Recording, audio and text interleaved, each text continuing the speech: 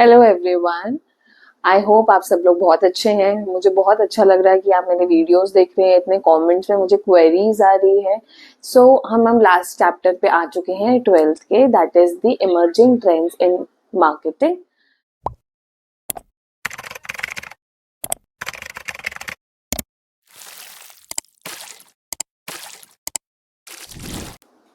Hello everyone, I hope आप सब अच्छे हैं। अब बहुत जल्दी बोर्ड एग्जाम भी आने वाली है और हम अब लास्ट यूनिट पर हैं, मेन बुक के स्टडी मटेरियल पे। बच्चे मुझसे बार बार पूछ रहे हैं कि मैम कौन सी बुक पढ़े हैं, कौन सी बुक अच्छी है। तो सिर्फ और सिर्फ आपको सीबीएसई की जो वेबसाइट पे स्टडी मटेरियल दिया हुआ है, आपको उससे ही पढ़ना है। और बाकी कोई डाउट्स है तो मैं हूँ आपके लिए, आपको क्यों टेंशन ले रहे हो। आपको जो भी क्वेरीज है आप मेरे को कमेंट बॉक्स में डालिए। साथ ही साथ आप मेरे इंस्टाग्राम पे भी डीएम भी कर सकते हैं, दैट इज लवीना वाधवानी 321 पे आप सर्च करेंगे तो मैं आपको जरूर दिख जाऊंगी। चलिए, coming to the next topic or the unit, that is the last unit of this study material, is emerging trends in marketing. When we talk about emerging trends in marketing तो मतलब हम किसके बारे में बात कर रहे हैं? सर्विस के बारे में बात कर रहे हैं। जैसे हमारा प्रोडक्ट होता है, तो प्रोडक्ट क्या होता है भाई? वो टेंजिबल होता है ना। अब प्रोडक्ट का जो बाइफरफिकेशन होता है वो होता है गुड्स एंड सर्विसेज। तो गुड्स के बारे में तो हम शुरू से 3-4 यूनिट से पढ़ ही रहे। अब हम बात करेंगे सर्विसेज के बारे में, क्योंकि ये होता है टेंजिबल और ये होती है इंटेंजिबल। तो अभी हम किस पे बात करेंगे? हम सर्विस के एस्पेक्ट से बात करेंगे। तो मैंने एक डेफिनेशन लिखी हुई है, service is not the thing but a process, the process is the product, but at the same time services rely upon the things for their performance। एक आपकी बुक में फिलिप कॉटलर की डेफिनेशन नहीं लिखी हुई है, पर मैं मेक श्योर करूंगी आपको कमेंट बॉक्स में दे दूंगी, ताकि आप उसको लर्न कर ले। क्योंकि हम जब भी अगर बेसिक क्वेश्चन आता है कि what do you mean by service, तो अगर हम किसी ऑथर के बारे में डेफिनेशन लिखेंगे ना, तो उससे एक्सटर्नल जो हमारा जो एग्जामिनर कॉपी चेक करेगा वो अच्छे मार्क्स देता है हमें। तो सर्विस क्या होती है? प्रोसेस होती है। क्योंकि सर्विस हम स्टोर तो नहीं कर सकते ना। आप अगर हेयर कट करवाने जा रहे हो तो हेयर कट पहले से तो कटा हुआ नहीं होगा। आप जाओगे, वहां बैठोगे, आपका हेयर टाइप देखा जाएगा, देन ओनली आपका एनालिसिस होगा कि आपके फेस के हिसाब से कैसा हेयर कट आपको चाहिए, राइट। सो सर्विस क्या होती है? जिस टाइम हमें सर्विस चाहिए उसी टाइम वो प्रोड्यूस होती है। होटल में जा रहे हो, खाना खा रहे हो, पहले से तो बन के नहीं रहेगा ना कि भाई XYZ राम आ रहा है उसको दाल मखनी चाहिए। हाँ, मुझे पता है सेमी फिनिश गुड बना हुआ रहता है, ठीक है, बेसिक चीज बनी हुई रहेगी, दाल बॉईल करी हुई रहेगी, तड़का भी बनाया हुआ रहेगा, बट उसको गर्म करना, उसको मिक्स करना तभी होगा जब सामने वाला उस चीज को ऑर्डर करेगा। अब हम बात करते हैं कैरेक्टरिस्टिक्स। ये जो सर्विस वाला चैप्टर है ये मैक्सिमम टू मिनिमम 10 मार्क का होगा, उसके ऊपर से नहीं आएगा। अब क्या होता है, सर्विस में 3 टॉपिक्स हैं जो आपको मेजरली करने हैं। कैरेक्टरिस्टिक्स आएगी, फिर हम उसके एक सर्विस क्वालिटी के बारे में पढ़ेंगे और एक टाइप्स ऑफ सर्विस के बारे में पढ़ेंगे। ये तीनों टॉपिक बहुत इंपॉर्टेंट है, मेजरली इंपॉर्टेंट नहीं है, बट हाँ बहुत ज्यादा इंपॉर्टेंट इसलिए कह रही हूँ क्योंकि इसकी सब कैटेगरीज इंपॉर्टेंट है। जैसे अगर अभी आपको मैं पढ़ाने वाली हूँ टेंजिबिलिटी, साइमल्टेनियसली, हेटेरोजेनिटी, पेरिशेबिलिटी और ओनरशिप, इन सब के है ना मैंने बेसिक सब पॉइंटर्स लिखे हुए ताकि आपको क्वेश्चन में आइडेंटिफाई करना इजी हो, क्योंकि ये एमसीक्यू फॉर्म में आता ही है, 1 मार्क क्वेश्चन में आएगा ही आएगा। तो मैंने आपका आइडेंटिफिकेशन लिख दिया कि अगर ये सब मेंशन है तो क्या आंसर होना चाहिए। तो ये 3 जो कैटेगरीज में सर्विस की आपको पढ़ाने वाली हूँ अभी, तो उसमें आप प्लीज मेक श्योर करना जो भी मैं पॉइंटर्स इंपॉर्टेंट बोल रही हूँ उसके सब कैटेगरी, उसके मेन पॉइंटर्स जो आपको बोलूंगी, वर्ड्स बोलूंगी, वो ध्यान रखना, क्योंकि वो आइडेंटिफिकेशन में जरूर आते रहेंगे। एंड डोंट वरी, जो मेरे को कमेंट बॉक्स में बार बार आप बोल रहे हो कि ma'am please important point highlights करवा दीजिए, तो मैं जरूर वो बुक का पूरा आपको हर एक चैप्टर की लाइंस आपको इंपॉर्टेंट जरूर दूंगी एग्जाम से पहले, तो उसकी आप टेंशन मत लो। अब आ जाती है इंटेंजिबिलिटी। इंटेंजिबल क्या होता है? हम टच कर सकते हैं। इंटेंजिबल क्या होता है? जो हम टच नहीं कर सकते, सी नहीं कर सकते, but with that we can feel it, right. अब simultaneously, hand in hand, production and consumption. जब आपने ऑर्डर दिया तभी अब वो प्रोड्यूस होगा, तभी आप उसको कंज्यूम कर सकते हो ना। तो साइमल्टेनियसली मतलब साथ साथ चलना। जब आपने सर्विस बोलोगे तब आपको सर्विस मिलेगी। आप बोल रहे हो कि भाई कार वॉश करके चले जाना सुबह 6 बजे, आपने उसको टाइम दिया ना कि वो प्रोड्यूस होगी, वो सर्विस करके चला जाएगा, तो दैट मीन्स कंज्यूम, आप उसको ड्राइव करोगे, वो फैसिलिटी आप एक्सेप्ट करोगे, तो that is a consumption. Heterogeneity, sorry, two services can't be same। क्या आप पीसी को मैकबुक से रिप्लेस कर सकते हो क्या? मैकबुक का काम अलग है, पीसी का काम अलग है. टेक्निकली 80-90% हम सेम काम करेंगे, but that a feel that you will be getting in a PC and a MacBook can be carried everywhere where the PC can not. Right, so that means heterogeneity, दो कोई services same नहीं हो सकती. एक और example देती हूँ कि अगर एक टीचर हिंदी पढ़ाने आ रही, दूसरी टीचर भी हिंदी पढ़ाने आ रही, सेम चैप्टर पढ़ाने, तरीका क्या होगा? सेम होगा क्या? अलग अलग होगा.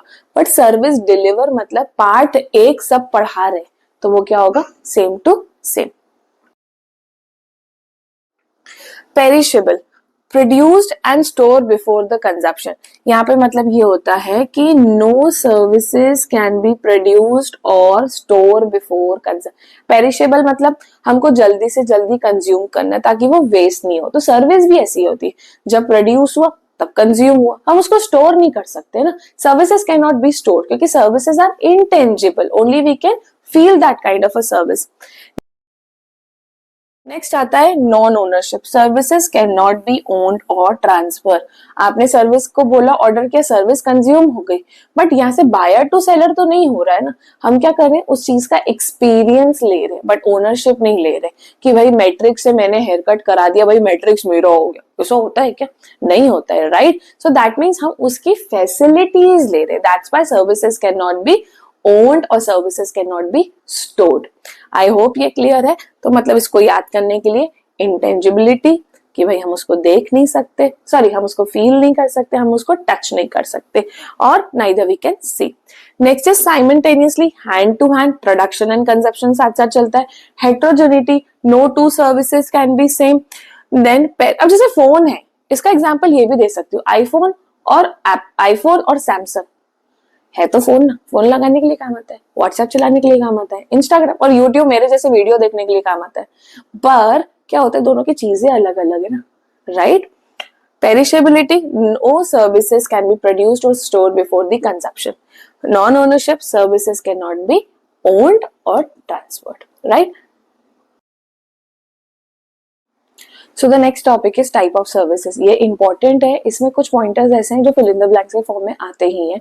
तो लेट्स स्टार्ट कि अब है वॉल्यूम ऑफ कस्टमर. जितना ज्यादा वॉल्यूम होगा वैसे का सर्विसेज जाएगी. सही, जैसे अगर मैं एक मारुति कार ले लूंगी, जो बेसिक मारुति कार होगी उसमें वॉल्यूम ऑफ कस्टमर ज्यादा होंगे, तो सर्विसेज उस हिसाब से जाएगी. तो जितना large number of amount of customer जाएगा उतनी कैटेगरी वाइज सर्विसेज जाएगी.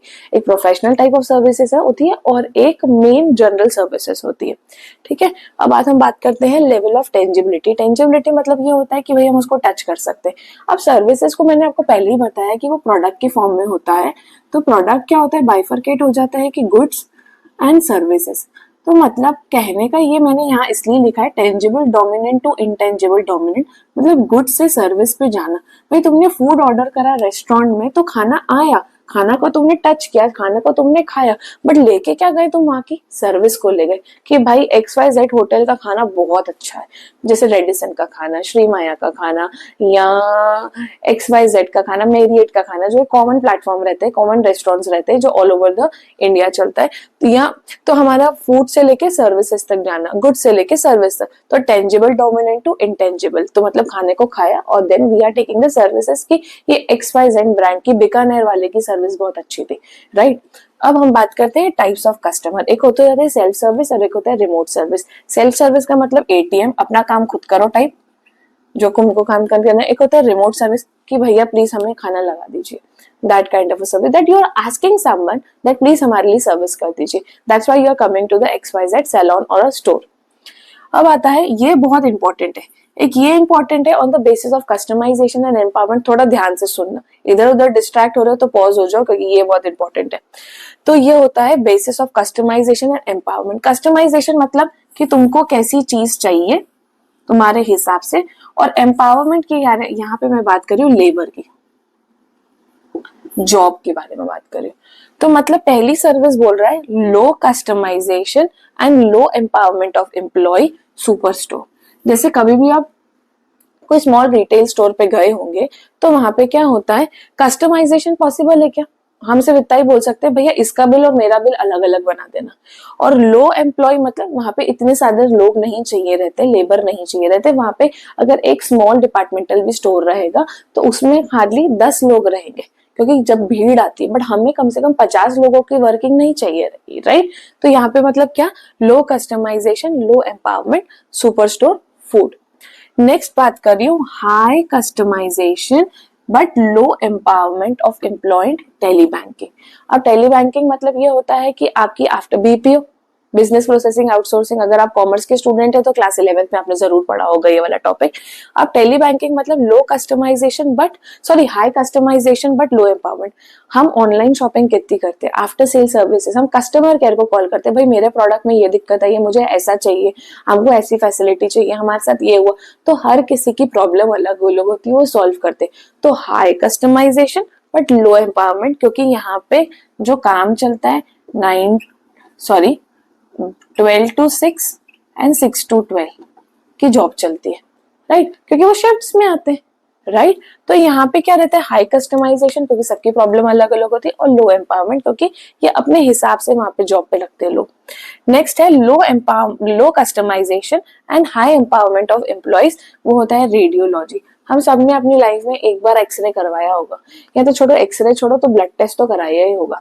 तो रेडियोलॉजी मतलब वो सेंटर्स होते हैं, आपने देखा होगा, भले वो छोटा सा सेंटर होगा बट उसमें क्या होता है, कस्टमाइजेशन कम होता है बट लोग वहां पे ज्यादा होते हैं। टेस्ट करने वाला अलग आएगा, बुलाने कोई और आ रहा है, डॉक्टर कोई और है, राइट। सो ये सारी चीजें रहती है, राइट। और रिसेप्शन पे अलग कोई बैठेगा, आपकी रिपोर्ट कोई और जनरेट करेगा।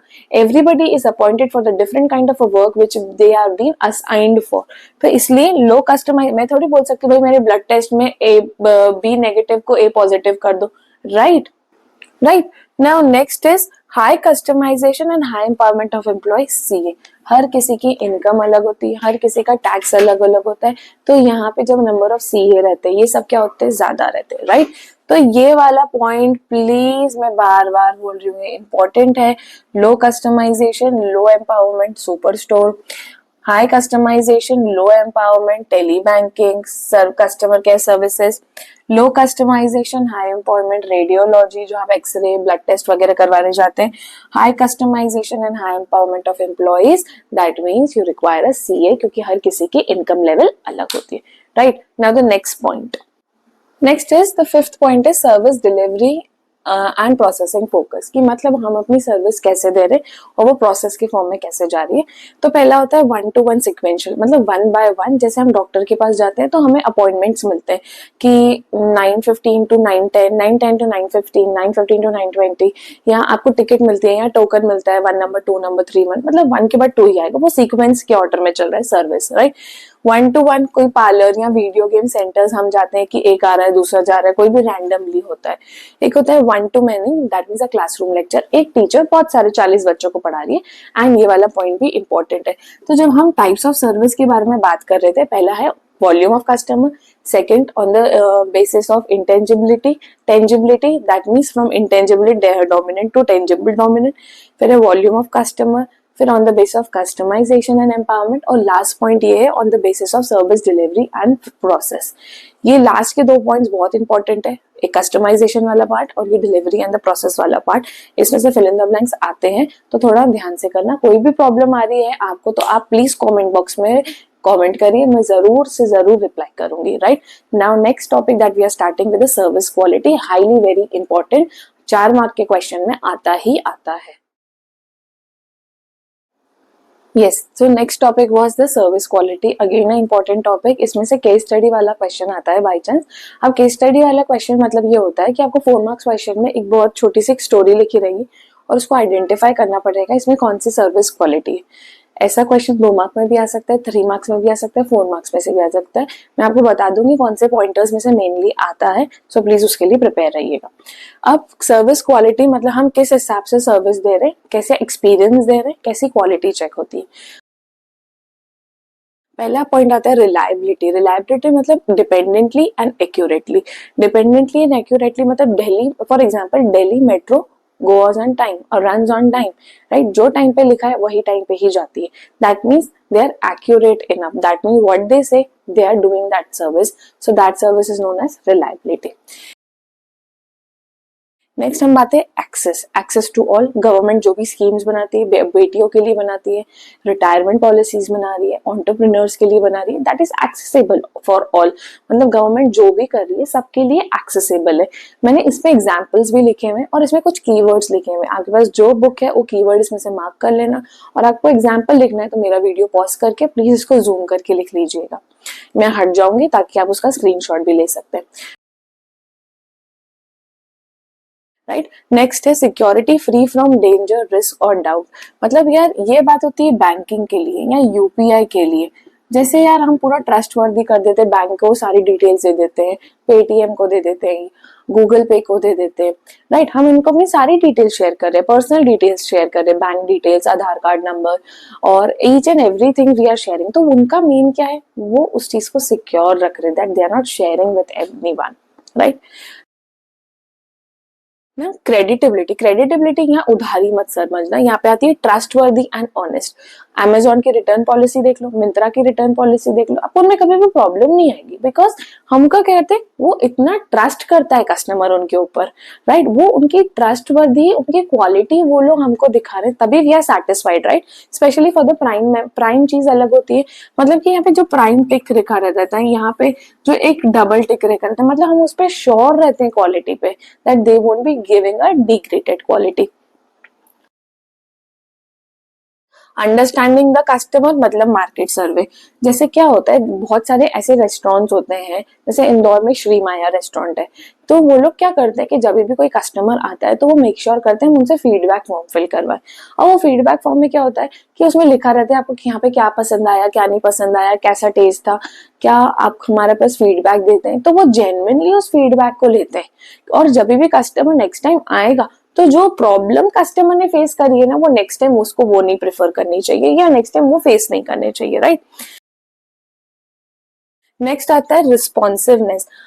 Service employ to the help customer. Customer care services, that means how responsive they are. कि कस्टमर ने कंप्लेंट करा है तो उसकी प्रॉब्लम को हमें सॉल्व करना है. डिले करेंगे तो गुडविल भी घट जाएगी. नेक्स्ट होता है competence, skill required and knowledge to perform. क्या आप अपनी इनकम टैक्स फाइल अपने वॉचमैन को दोगे क्या? नहीं दे सकते हो, राइट. क्योंकि you required a competence person, a skillful person. आप किसी भी एरे गहरे के पास मेडिकल चेकअप के लिए नहीं जाओगे. भाई अगर मेरा हाथ टूट गया, मुझे हाथ में क्रैक आया हुआ है, मुझे पता नहीं कौन सी पार्ट में, कौन से नर्व में मुझे पेन हो रहा है, I need an x-ray, I need to go for a professional doctor, right. Next is a courtesy, polite and considerate to the customer. मतलब आप किसी से बात कर रहे हो तो कैसे बात कर रहे हो, पोलाइटली बात कर रहे हैं. कभी कभी क्या होता है, हमें ये जेस्चर्स बहुत अच्छे लगते हैं कि यार वो होटल में गए थे, उन्होंने कितना अच्छा ध्यान रखा हमारा. That kind of a courtesy is there. Tangible appearance, physical facilities. कोई भी physical appearance, if I talk about when you go to an hotel और somewhere, you check from top to bottom whether shoes are clean, whether the specially मुझे ये चीज का बोलना पड़ेगा, हमारे air hostess, that the people look, that how they look, what is the appearance, how they are looking, so that comes over here, that is a tangibles. Communication, how they are informing. आप जब भी कभी भी जैसे metros की तरफ जाओगे, आप दुबई में जाओगे या कभी दिल्ली में जाओगे, तो आपने देखा होगा कि जो मेट्रोस के कॉन्वर्सेशंस होती है, जो इन्फॉर्मेशन आती है पैसेंजर्स के लिए, वो एकदम क्लियर एंड कंसाइज रहती है, कि ताकि लोगों को समझ में आ जाए. मतलब जो भी कंपनी को मैसेज देना होता है हमारे कस्टमर्स को, that is a communication part, कि हमें इतने अच्छे से देना चाहिए कि कस्टमर को समझ आना चाहिए. कभी भी शॉर्ट में नहीं करना चाहिए, अगर शॉर्ट भी करे तो टू द पॉइंट रहना चाहिए, ताकि कस्टमर्स को प्रॉब्लम है. अब मैं कह रही थी कि जो इंपॉर्टेंट पॉइंट है जिसमें से ये आता है, एक आता है आपका कॉम्पिटेंस में से, राइट. एक आपका आता है कर्टसी वाला पॉइंट, एक पॉइंट आता है आपका कम्युनिकेशन वाला पॉइंट. ये तीनों, और एक रिस्पॉन्सिवनेस, ये तीनों कुछ ज्यादा ही इंपॉर्टेंट है इसमें से फॉर्म केस स्टडी आता है। तो प्लीज आप इसको ध्यान रखना जब भी आप पढ़ रहे हो तो, और इस पर कोई भी डाउट आते हैं तो वापस से बोल रही अपने कमेंट बॉक्स में जरूर लिखिए। अब ये जो पूरा पार्ट था सर्विस फीचर्स के बारे में, कैरेक्टरिस्टिक्स के बारे में, टाइप्स ऑफ सर्विसेज के बारे में और कैरेक्टरिस्टिक एंड सर्विस क्वालिटी, ये तीनों चीज हम मेजरली कर लिए। अब हमारा दूसरा सेशन जो चालू होगा वो होगा ऑनलाइन मार्केटिंग के बारे में। Let's go with that. Yes, now come to the session number 2। Yes, मैं इसको आपको टेक्स्ट बुक से पढ़ाने वाली हूँ क्योंकि इसमें कुछ लाइंस है बहुत इंपॉर्टेंट है, वो आपको पता होनी चाहिए, वो बोर्ड पे पॉसिबल नहीं होगी। तो मैं आपको बुक के थ्रू ही पढ़ाऊंगी ताकि वो आपको इजीली याद भी रहे। और आप इसमें ब्लू येलो हाइलाइटर भी देख सकते हैं, तो वो जो इंपॉर्टेंट टर्म्स है जो फिल इन द ब्लैंक्स में आती है वो आपको पता चल जाएगा। अब हमारा सेशन नंबर 2 है online marketing and social media marketing. Online marketing जो होता है वो बहुत ज्यादा वाइड पार्ट होता है, बहुत ज्यादा टफ टाइप होता है, और उसमें बहुत सारी चीजें होती हैं, मतलब that is a beyond our limit. And social media marketing उसका एक पार्ट है, राइट। सब इसमें एक कीवर्ड दिया हुआ है, that is ITC, that is information communication technology, that you should know about it. Now coming to the topic of online marketing, जो मैंने आपको बता दिया, मैं बुकिश लैंग्वेज में आपको ये चीज बता रही हूँ। That is, online marketing is a promotion of products or a brand via one or the more forms of electronic media. Online marketing is use of internet channel to spread the message about the company's brand, services and its potential customer. ये basic definition है। अब ये वाले paragraph में अगर आप देखोगे तो इस वाले पैराग्राफ में आपको दिख जाएगा कि डिफरेंस बिटवीन ऑनलाइन मार्केटिंग और ट्रेडिशनल मार्केटिंग क्या होती है। इससे 2 मार्क्स क्वेश्चन आ सकता है। तो इस पर्टिकुलर पैराग्राफ में आपको क्या मिलेगा, मीनिंग मिल जाएगा और एग्जाम्पल मिल जाएगा। तो जैसे आप उसको डायग्राम के फॉर्म में, कॉलम्स में और रोज में बना देना, मीनिंग एंड एग्जाम्पल बेसिस के फॉर्म में। ट्रेडिशनल मार्केटिंग वही पुरानी तरह की मार्केटिंग, डोर टू डोर जाना या आओ आओ ग्राहक को बुला लेते थे, ये traditional type of marketing. Online marketing is completely that everybody is linked about print, billboard, television, radio, ये सब कैसे होता है, ट्रेडिशनल मार्केटिंग है, जो सालों साल से हम लोग क्या कर रहे हैं, फॉलो कर रहे हैं। अब नेक्स्ट चीज हमारी आ जाती है इस पर्टिकुलर टॉपिक में, एग्जांपल्स ऑफ ऑनलाइन मार्केटिंग। जो एग्जांपल दिए कैनन, डव, इसको एक बार आप रीड कर सकते हो, ज्यादा इंपॉर्टेंट नहीं है। अब advantages of online marketing. When you talk about advantages of online marketing, हमें क्या होता है उससे, ब्रांड अवेयरनेस, ब्रांड के बारे में इंफॉर्मेशन मिलती है। मेजर इम्पैक्ट, मतलब कौन सा चैनल हमें इफेक्टिव दे रहा है रिजल्ट, हम उसको मेजर कर सकते हैं। हमें वैल्यूएबल कस्टमर मिल जाते हैं। जब आप ऑनलाइन जब परचेज करते हो तो आपको फीडबैक मिलता है, कस्टमर का रिस्पॉन्स मिलता है, रेटिंग मिलता है। तो उससे क्या होती है, कस्टमर के लिए भी कन्वीनियंट हो जाता है और बायर के लिए भी कन्वीनियंट हो रहा है, सेलर के लिए भी कन्वीनियंट हो रहा है कि कस्टमर को क्लॉथ पसंद आ रहा है कि नहीं आ रहा है, इलेक्ट्रॉनिक्स पसंद आने आ रहा है कि नहीं आ रहा है, वो सारा चीजें हमें एनालिसिस ऑन द स्पॉट मिल जाती है। यूज ऑफ एनालिटिक्स, कि कौन सा मार्केटिंग ऑनलाइन चैनल यूजफुल है, अलॉन्ग विद दैट हमें कब वीडियो को पोस्ट करना चाहिए, कब एड्स रन करनी चाहिए, that you can get in analytics. Better medium, क्योंकि ये क्विक रिस्पॉन्स करता है। Customer analysis, that means you will be getting the higher arrangements, higher engagements of it, that means the customers will be liking it और not, कितने लोगों ने share किया, कितने व्यूज आए, कितने लोग उसको फॉरवर्ड कर रहे हैं, ये सारी चीजें हमें पता चलती है। अब ऑनलाइन टूल्स कौन से होते हैं, ये ना फुल फॉर्म्स अच्छे से कर लेना, email marketing, social media marketing, SCO, search engine optimization. ये अभी डिटेल में नहीं है आपको, इसलिए मैं उसको ज्यादा नहीं समझा रही हूँ। Display advertisement, search engine marketing, events, webinar, AB testing, website optimization, content marketing, video marketing, marketing analytics, CRM, customer relationship management, content management system. अब आते हैं डिसएडवांटेज ऑफ ऑनलाइन मार्केटिंग के लिए। पहला आता है इम्पर्सनल, क्योंकि क्या होता है कभी कभी मैसेज कंट्रोवर्शियल हो जाता है, that is a thing that we need to take care. कभी कभी मैं भी कुछ एग्जांपल्स देती हूँ तो मुझे लगता है यार कंट्रोवर्शियल तो नहीं हो जाएगा, लोग कमेंट तो कैसे नहीं करेंगे, बिकॉज हम ऑनलाइन कर रहे हैं ना, कम्युनिकेट कर रहे हैं, राइट। कॉम्पिटिटिव, ये सबसे बड़ा ड्रॉबैक है। अब ये वाला ड्रॉबैक क्यों है, कि भाई मैं भी एक हैंडीक्राफ्ट आइटम बेच रही हूँ, तुम भी हैंडीक्राफ्ट आइटम ही बेच रहे हो, तो इसमें क्या होता है कि हर लोग सेम काम, जैसे अगर अभी का टाइम का बिजनेस बताऊं, so everybody is getting involve for the services like salon services at home, or if I talk about nail art, if I talk about cake designing, तो ये कॉम्पिटिटिव है ना, हर कोई यही कर रहा है क्योंकि ट्रेंड फॉलो करते हैं। अटेंशन, कैचिंग अटेंशन का मतलब ये होता है कि यार इट बिकम्स डिफिकल्ट कि कस्टमर मेरा ही एड देखे, कस्टमर मेरा प्रोडक्ट परचेज करे।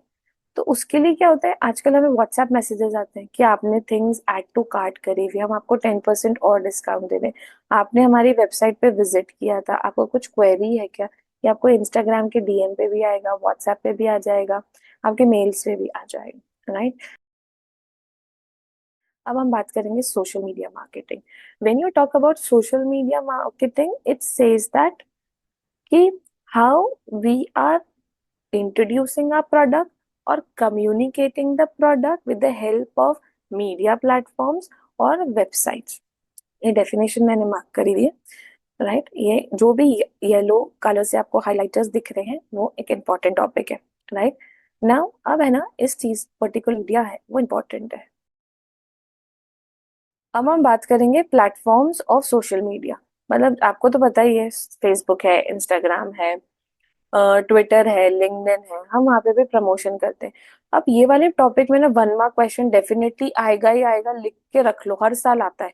तो जो मैंने येलो हाइलाइटर से अंडरलाइन करा है ना, उसको लर्न ही कर लेना, क्योंकि 1 मार्क बहुत कीमती होता है यार। मेरा एक बच्चे को 99 आया था तो मुझे बहुत बुरा लगा था। एंड उसने मिस्टेक कहाँ करी थी, वो 4 स्क्वायर वाले में, क्योंकि वो स्वयं ऐप है, बच्चों को लगता है हम कर लेंगे, ये तो इजी टॉपिक है, हो जाएगा, देख लेंगे। बट ऐसा नहीं होता है, 1 मार्क बहुत डिफिकल्ट होता है कभी कभी। अब हम बात करेंगे फेसबुक। ये this is the most popular social media platform for the business to be present. फिर आता है हमारा ट्विटर, सेकंड मोस्ट पॉपुलर, इसमें हमको पता है कि 140 कैरेक्टर ही हमें अलाउड रहते हैं। LinkedIn, this is a professional business related networking site, जिसमें हमें जॉब मिलता है, हम कॉन्टैक्ट करते हैं professionally. Google plus, providing some pages some features of Facebook, Google ad run करने के लिए हेल्पफुल रहता है। व्हाट्सएप 2014 में ज्वाइन किया था, और आपको सिक्योरिटी पर्पस उसका पता ही है कि थर्ड पार्टी नहीं। ये वाला क्वेश्चन सैम्पल पेपर में भी आया हुआ है, मैंने यहाँ से पिकअप किया हुआ है। अब ये 4 स्क्वायर, अब ये क्या होता है, लोकेशन बेस्ड एप्लीकेशन होती है, जो ऐप पे चलता है, ये स्वयं ऐप पे। तो ये दोनों चीज ध्यान रखना। अब लास्ट टॉपिक, एंड इंस्टाग्राम 2014 में ज्वाइन हुआ था, दैट मीन्स इंट्रोड्यूस्ड हुआ था। अब last topic for this chapter is advantages of social media. पहला आता है ब्रांड अवेयरनेस, कि सोशल मीडिया से क्या होता है कि हमें हर एक चीज के बारे में पता चलता रहता है, क्या चल रहा है, कैसे चल रहा है, क्या क्राइम हो रहा है, क्या पॉलिसीज आई है। Everything is possible with the help of brand awareness और with the help of social media. Feedback, comments के थ्रू हमें पता चलता है, right. So we should be knowing, because we read blogs and everything, people are commenting, हमें इसमें fake website, fake pages के बारे में भी पता चलता है। Competitive advantage, we can know कि वो कैसा इम्पैक्टफुल रहता है, और कितने नंबर ऑफ क्लाइंट्स, और उनका पैटर्न कैसा रहता है परचेज करने का। वर्ड मतलब ऑनलाइन आप सोशल मीडिया प्लेटफॉर्म पे तो क्यों करते हो, बट उसका इम्पैक्ट कैसा होता है, word of mouth, mouth publicity, sharing करते हैं, राइट। जैसे आपने वो डायलॉग तो सुना ही होगा, मतलब आपने, if I talk about the many players और मेनी सेलर्स हु, कि so beautiful, so elegant, just looking like a wow, और वो कहाँ से फेमस हुआ, यहीं से हुआ ना, सोशल मीडिया से फेमस हुआ, that everybody is using in their reels, right. और आपने उसके यशराज मुखाटे के भी गाने सुने होंगे क्या, कि रसोड़े में क्या है, right? This kind of a things are getting famous with the help of the impactful and the word of mouth, or with the help of reels, through which the things are getting famous, right? So this was the end of this chapter. हमेशा याद रखना, CBSE कभी कभी क्या करता है, question book के पीछे के क्वेश्चंस भी दे देता है, राइट। और एक और चीज मेरे को आपको बतानी है कि बोर्ड्स में मार्केटिंग का सेट नहीं होता। तो वो जब भी किसी पेपर में सेट 4 लिखा होता है ना, तो उसमें सेट 4 मतलब कि सामने वाले के पास, आजू वाले के पास भी सेम पेपर आया है, राइट। सो ये बात का ध्यान रखना। Now if you face any problem, any difficulty, please do comment, and I will be surely solving your queries. Thank you.